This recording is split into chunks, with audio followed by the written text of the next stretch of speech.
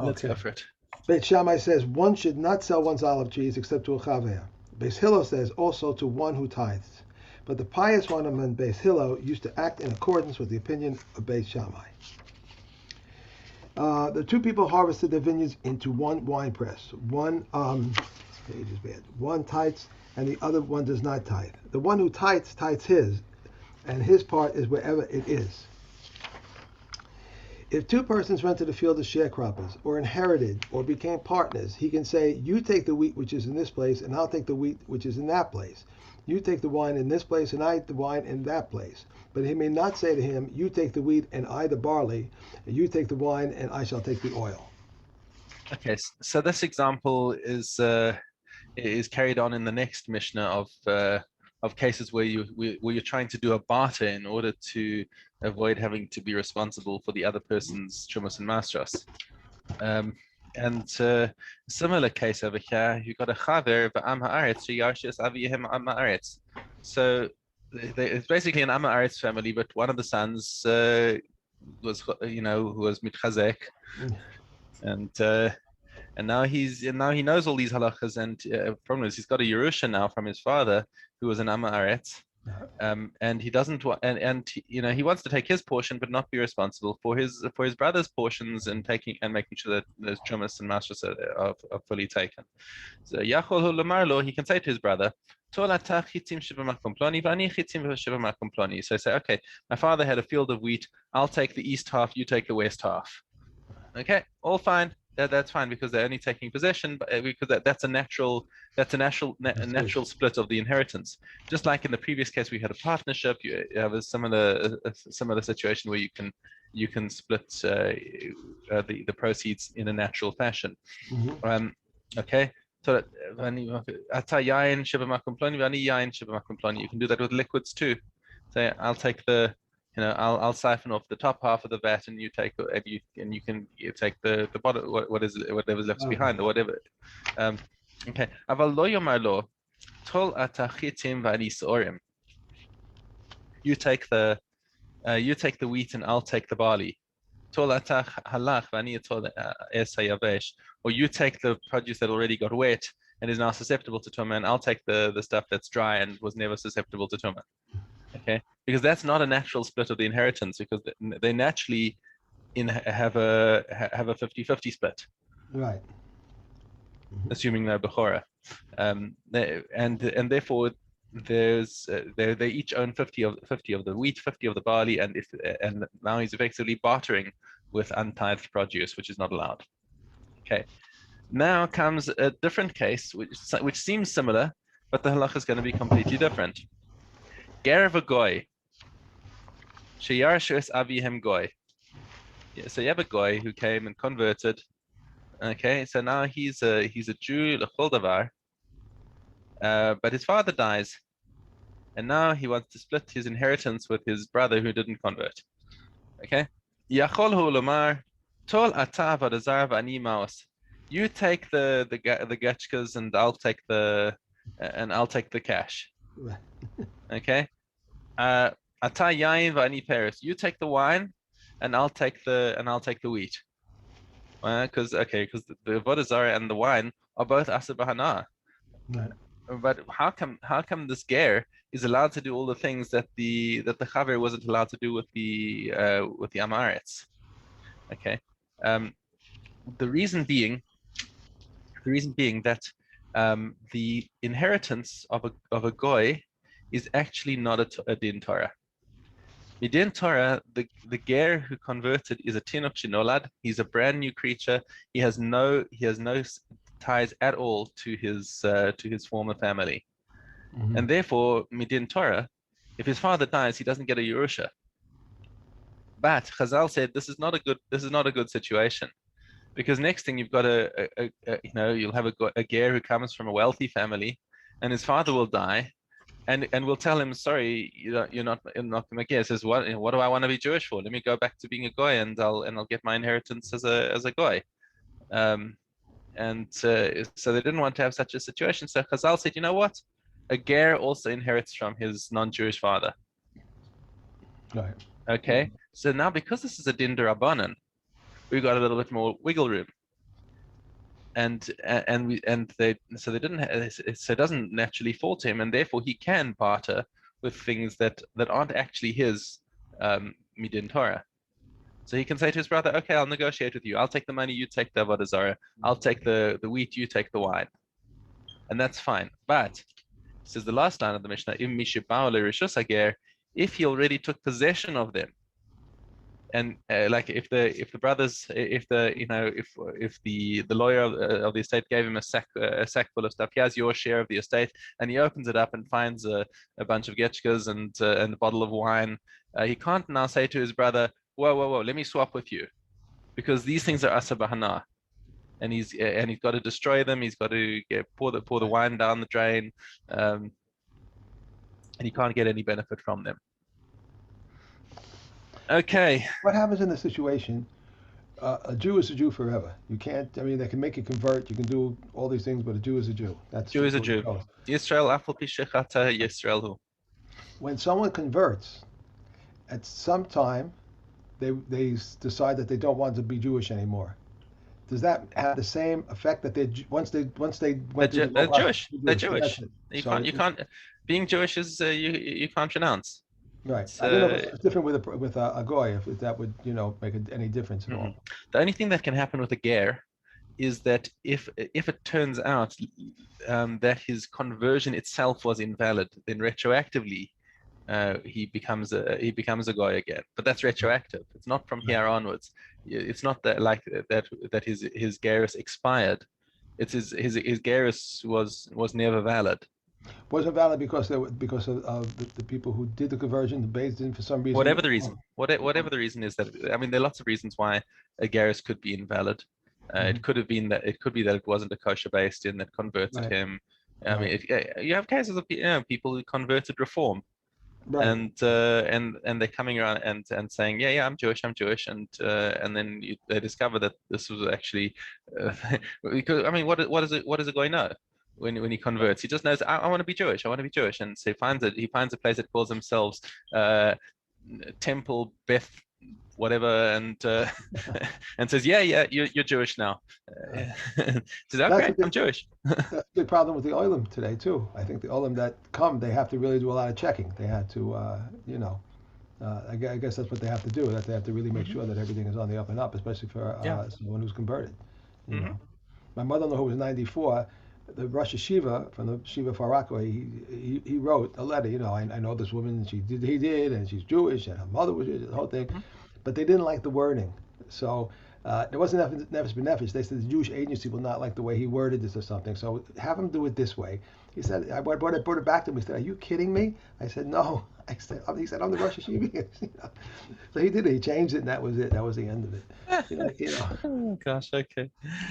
All right. Yud Aleph. Hamoche Peros b'Suria. Okay, right. So now we're talking about Suria. Now, if you recall, about Suria was an area that David HaMelech conquered. Right. It wasn't part of biblical Eretz Israel, but because it was annexed to Eretz Israel, Chazal added it as far as Trumas and Masters are concerned. However, it's a din d'Rabbanan about Trumas and Masters, and therefore, even according to Rabbi Meir, who holds that in Eretz Israel, a goy who farms there is still chayav in Trumas and Masters. A goy who farms in Syria, there's no Trumas and Masters. Everyone's in agreement about that. Okay, and so it's only if a Jew is farming in Syria does he have to take Trumas and Masters over there. And just not entirely relevant to our Mishnah right now, but since the Trumas and Masters of Syria are Durabanan, and the Trumas and Masters of Eretz Israel are Doraisa, you can't mix them. You can't take Truma from one on the other, because they're once again we're going back into our story of the flower pot. Remember the flower pot without perforations, and you took from one on the other. You're going to have exactly the same scenarios if you took produce from Eretz Israel and took Truma on produce from Syria, or vice versa. Okay, so now a Jew goes out into the shuk in Syria, and he finds another Jew selling produce. Okay, so he can when he sees this produce that's being sold in Syria, he is allowed to presume that this is that the Jew is just an agent selling the produce. He's just a retailer. He purchased it from a guy, and now he's selling it to the Jew. So you don't have to worry anything about Chumas and Masras or Demai or anything like that. And the Jew, the seller is an Amaretz. That's an important point over here. Okay, so so now comes the Jew comes to the market in Syria, and the seller tells him, Amar, Michel Eretz Israel Hen. This is actually imported produce from Eretz Israel. So even though they're standing in Syria, the Jew says to him, the Jew selling him must say, says to him, this produce is from Eretz Israel. Chayav al-aser. Then he has to take maser from it. Okay, but if the Jew now tells him, Me'usarin hen, remember this is an Amaretz who's telling him, right. He's telling him now this is it's Me'usar. It's from Eretz Israel, but it's tithed. Whereas in Amaretz, can we believe him? Says the Mishnah, Ne'eman, he's believed. Why? Shepesha aser hu apesha hitir. Remember that concept, the pesha aser or pesha hitir? Yeah, it's forbidden. The amount that forbids is the amount that permits. Yes, that's correct. So what's the relevance of this? Is that if the Amaretz had wanted to lie or mislead him, he could have just kept stum. Right? If he was lying about the master, then why did he have to say anything? He could have just kept stum, and the chaver would have bought his produce, and there wouldn't have been any issues. But now that since he himself is the one who introduced the fact that says, that this is from Eretz Israel. Oh, really? Yeah, but don't worry about it because it's mastered. So in that one statement, he brings everything back to where it was before. Right. Okay, we didn't know it was from Eretz Israel before, and now that we know about it, he's telling him, but don't worry, it's been mastered, so we're okay. Okay. If he says Mishalihen, if the merchant says to the buyer, these things, I'm the farmer actually. I'm not just a retailer. I'm the guy who farmed this produce over here. Chayav la'aser. So now the chaver has to take maser from it, because now this is a Jew who farmed it in Syria. Mu'usarin hen, but if he says, I farmed them, but I took maser, don't worry. Ne'eman, once again, he's believed. The same reasoning that if he'd wanted to lie about it, he could have just kept quiet. So he's not lying. We trust him because he introduced the whole Isser in the first place, and therefore we believe him when he says it's mutter. However, if it's public knowledge that this merchant has a field in Syria, then nonetheless we don't trust him because he doesn't have the pesha asar. So he also doesn't have the pesha hitter. So okay, just give me a second. My daughter is looking here anxiously at me. Okay. Yeah, that's it. But we believe him. We have to believe him.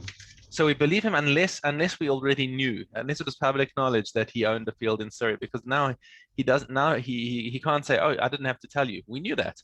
If I'd gone and bought it from him and he'd kept quiet, I would have had to take my asset from it because I know that he's the farmer and he's an Amaretz. So the fact that he now comes and says, "No, don't worry, I took maser," he's no more believed than any other Amaretz. Syria was part of Eretz Israel, though. Well, not really. That's the point. Is that it's not part of biblical Eretz Israel, and the chiyuv of farming it is derabanan. The chiyuv of mastering it is derabanan, and it only applies when a Jew farmed the land. Everyone agrees that if a goy farmed it, there's no chiyuv of chumas and masters there. It's never a part of biblical Eretz Israel. Syria, no. Syria, no. I thought it was. There's something because there's a note here about something to do with David and Melech, the conquering. Yeah, that's right. That he conquered it and annexed it. Right. But it doesn't have the same level of chiyuv as the. It wasn't given to us. In other words, he conquered the land, but it wasn't given to us. So, all right. But what about Iran? Iran was part of, or not yet. Not yet.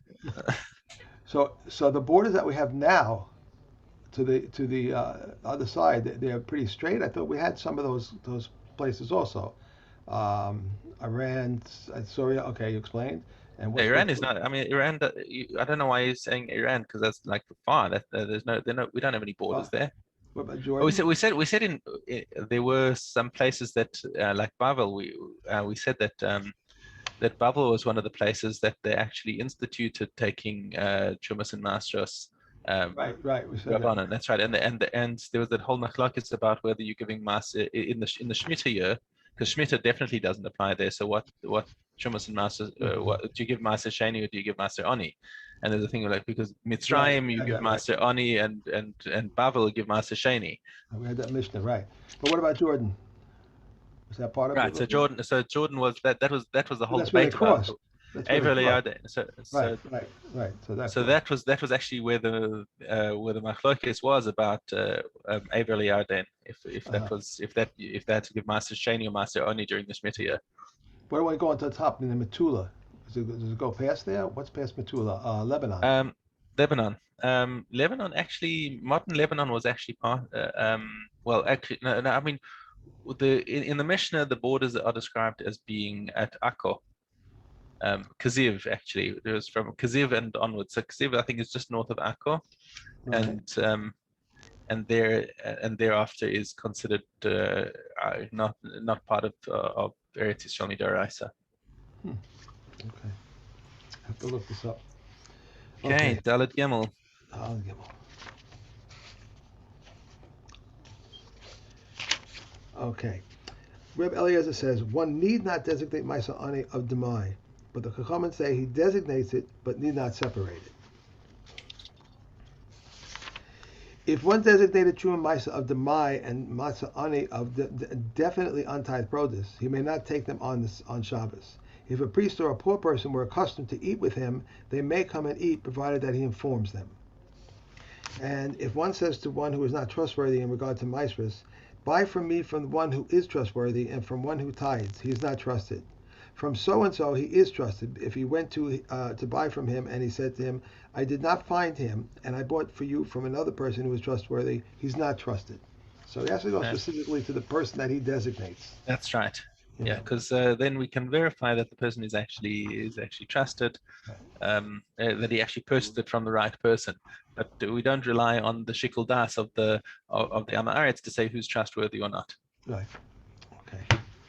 I think we're going to finish brachas almost. Yeah. So what are we doing after brachas? Brachas Peah. Peah. We'll go back to start Peah again. Ready? Really? Mm-hmm. Well, you sound disappointed. No, not disappointed. And after we finish Demai, we go back to brachas. Okay. So Demai goes into Kilayim. Right. Okay.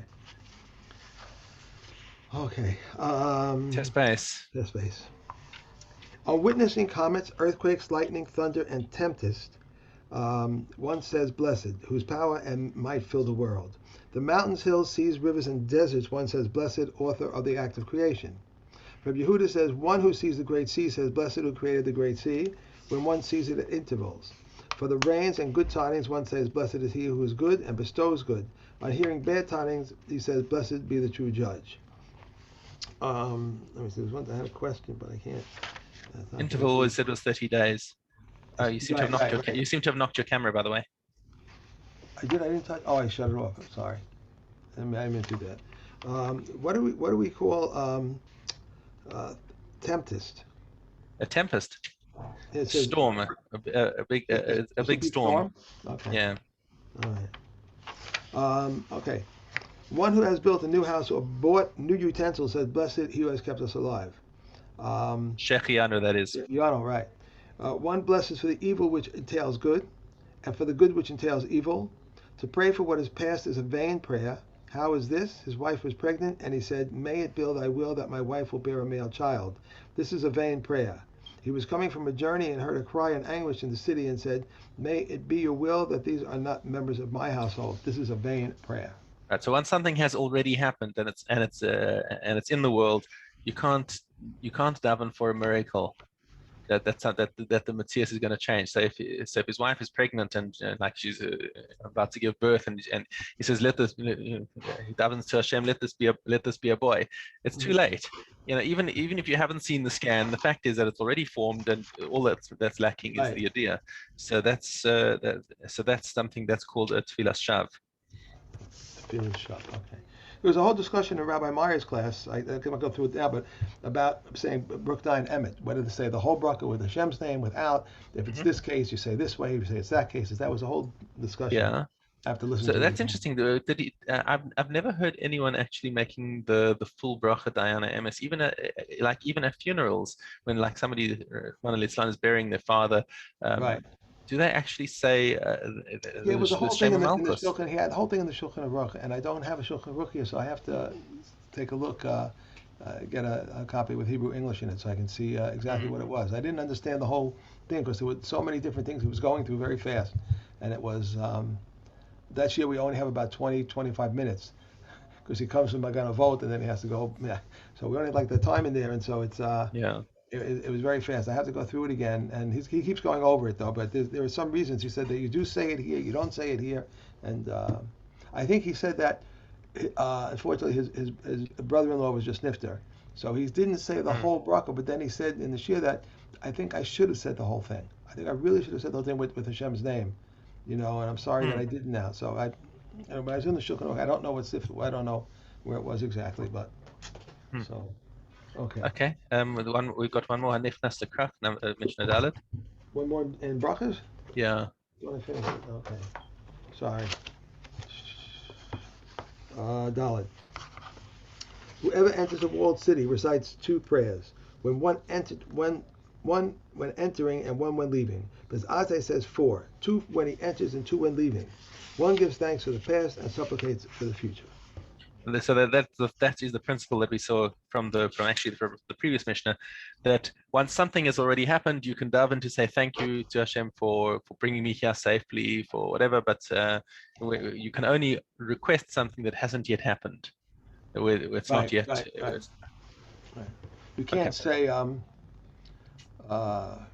you took a big exam or something and say, I hope I passed this exam. I guess you can't say, you know. There is an aspect to it that maybe Hashem will, if it's a matter of the opinion, like you've written an essay and like the examiner's got to decide whether you've written well or not. So that's not that's not finished. But if it's like a math exam, your answer's either right or it's wrong, and that's too Right, late now to dive in for that.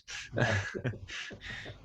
By the way, in the Shulchan Aruch, it was saying, and I don't remember who it was because he went through all them before him and everything, that even if a pet dies, so, yeah, Whatever, it's whatever you consider bad news. yeah. Like if you someone asks, well, what if your car gets totaled? Yeah, you can Yeah. say that. Hmm. Absolutely. I It's not never just thought about about death. It's any kind of bad news. Okay. it. Okay, a woman who bleeds in labor is considered a nida. If a woman was bleeding in labor for 3 days within her 11 days of potential ziva, if she had relief for 24 hours and then gave birth, she is deemed to be one who was given birth in a state of ziva. These are the words of Reb Eliezer. Reb Yeshua says, a night and a day are like the night of the Shabbos and its day. This means that she had relief from the pain, but not from the flow of blood.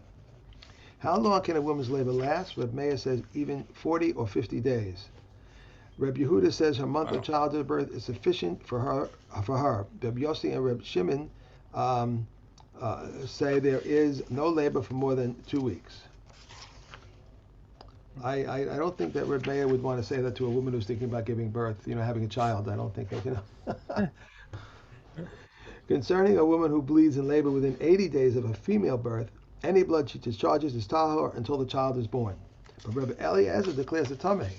They said to Rebbe Eliezer, even in a case where the Torah was stringent regarding blood discharged during a period of relief, it was lenient regarding the blood discharged in labor than in the case where the Torah was lenient regarding blood discharged during a period of relief. It is not logical that we must be lenient regarding the blood discharged in labor.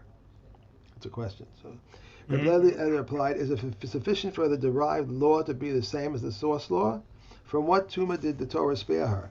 It is from the tumah of Ziva, but she is tameh as a nida. Okay, and then we see that Rabbi Eliezer doesn't hold that the 80 days of dam tire for a girl only exempts the woman from dam ziva, but not from dam nida, which we don't hold by. Mhm. We hold the halacha like the chacham that any blood at all It is, is considered tahor for her. So that seems to be the departure point. Okay, Kalim. I'm sorry, put this in my place.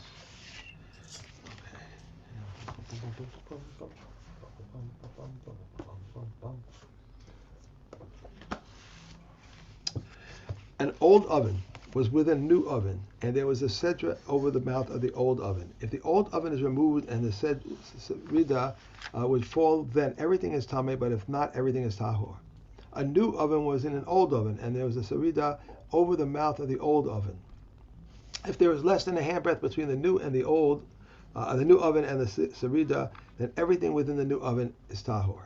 So the important thing over here between the new and the old oven, the new oven hasn't yet been baked, so it's still basically clay, and therefore it's not it's inherently not itself not tame, but it also hold on, let's read all here. Can it insulate it, and does it need it? Let me just see that again. Tana yashan besocha chadash srida al pia yashan. So they built a new oven around the old oven, and there's this bowl on top of the old one. Right. It's hala yashan srida nofilis. If the so if the srida would fall, if in other words it's considered as if it's resting on the old one. Called tame lava called tahor. Hold on, I don't actually have this picture in my mind. What's going on I have over a here? picture here. Okay, show us the picture. Yeah, okay. So it's sitting on the top of the outer one. Tana Right. yashan besocha chadash asrida al pi hayashan nital hayashan asrida nafilis. So called tame. So then everything would be tame inside the imlava called tahor. But if it wouldn't fall, so in other words, it's resting on the the new oven. So then it's protected. Chadash b'soch hayashan. But if You're it's the saying other you're way saying that around, you're saying the serida is resting on the top of the new oven.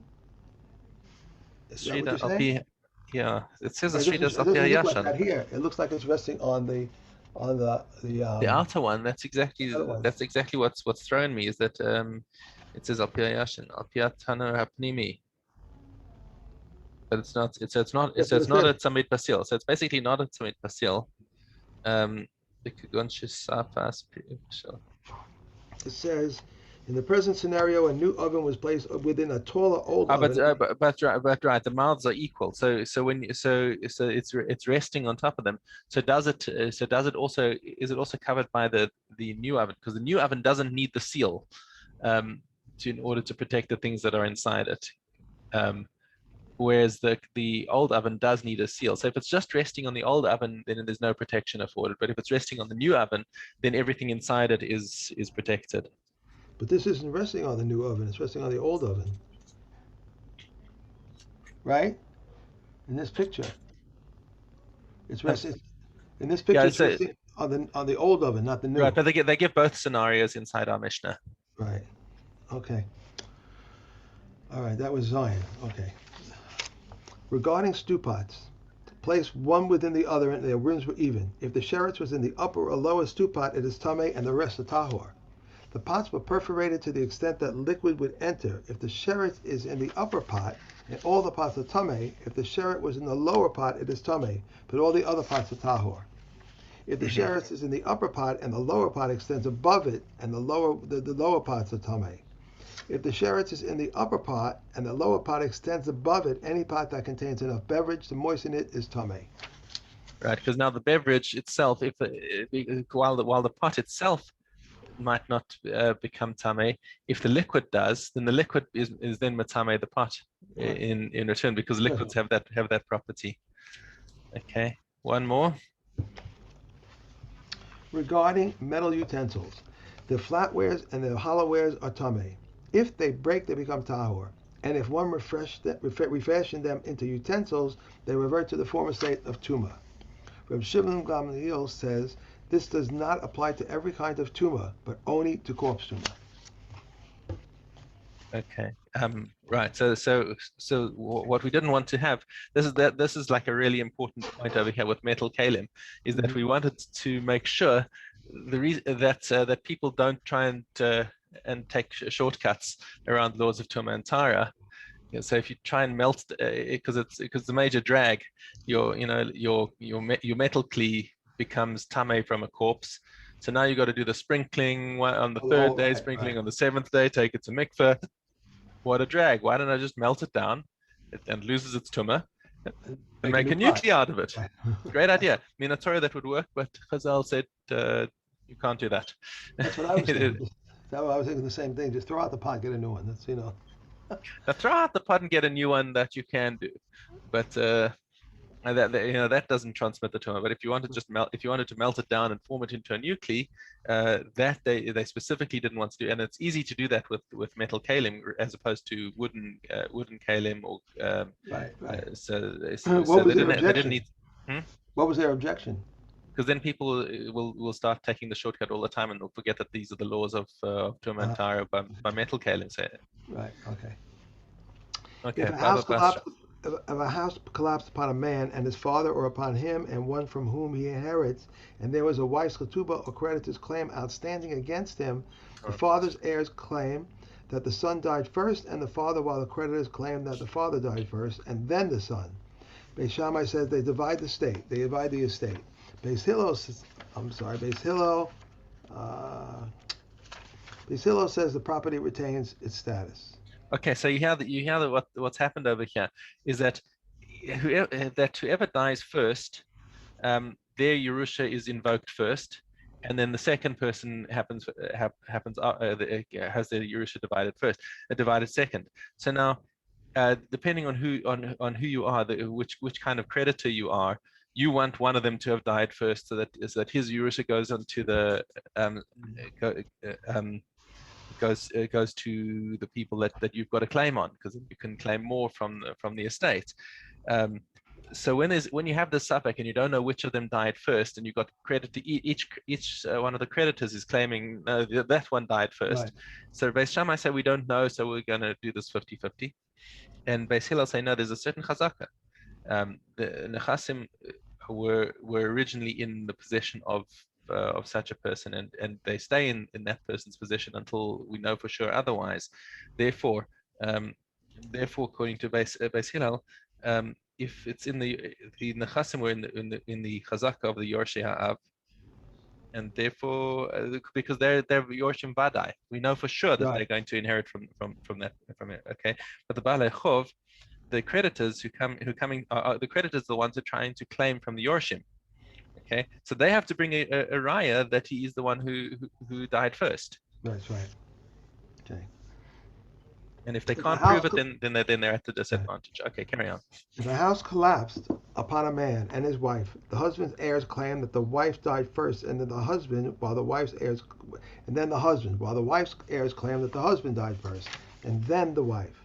Beis Shammai says they divide the estate, but Beis Hillel says the property retains its status. The ketubah is in the possession of the husband's heirs, and the possessions which enter and go out with her are in the possession of the father's heirs.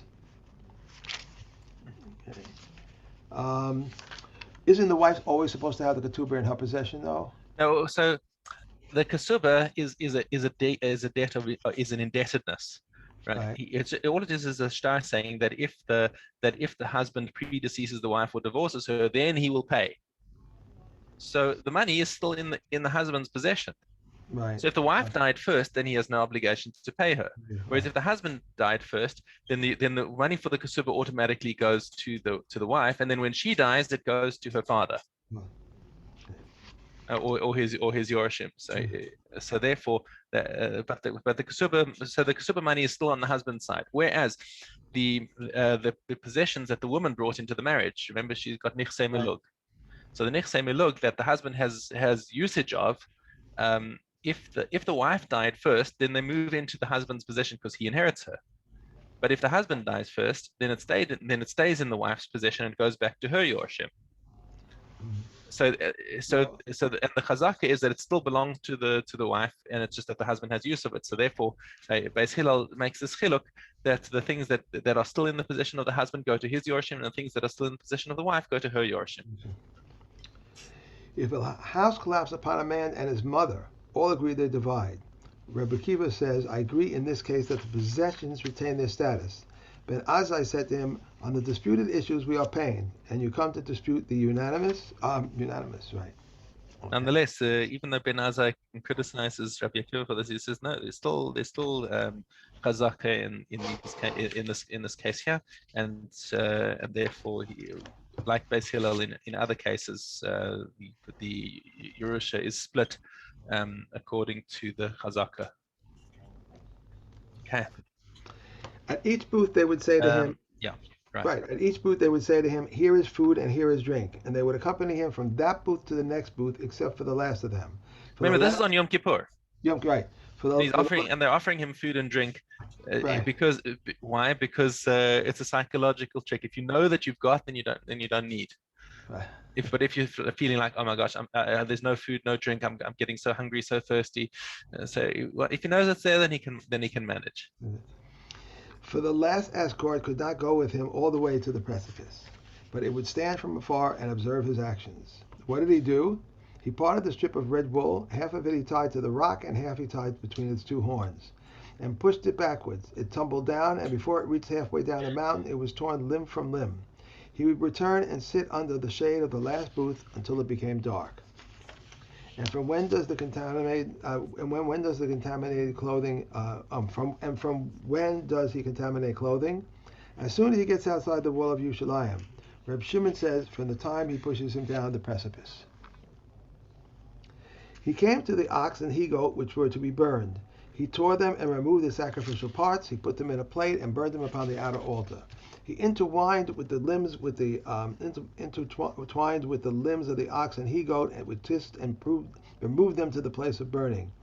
And from when the Jewish people commentate clothing, when they go outside the wall of the courtyard.